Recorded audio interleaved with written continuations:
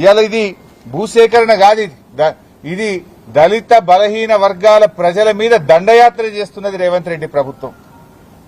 మీరేం చెప్పారు ఆ రోజు? కాంగ్రెస్ అధికారంలోకి వస్తే ఎస్సీ ఎస్టీలకు అసైన్డ్ భూములకు పట్టాలు ఇస్తాము అని చెప్పారు. పట్టాలు ఇవ్వడం మాట దేవుడెరుగు గాని ఉన్న భూములు లాక్కుంటున్నారు. పట్టాలు ఇవ్వలే, కానీ దళిత గిరిజనుల భూములే లక్ష్యంగా పెట్టుకుని టార్గెట్ గా ఎక్కడ ఎస్సీ ఎస్టీ బీసీల అసైన్డ్ భూములుంటే అక్కడ ఇండస్ట్రియల్ నోటిఫికేషన్ ఇస్తా ఉన్నారు. రేవంత్ రెడ్డి వచ్చిన ఈ 2 సంవత్సరాల్లో ఇప్పటికే 10,000 ఎకరాలు ఇండస్ట్రీల పేరిట భూములు లాక్కున్నారు. ఇంకో 40,000 ఎకరాలు లాక్కోవడానికి ప్రణాళికలు సిద్దం చేసినారు.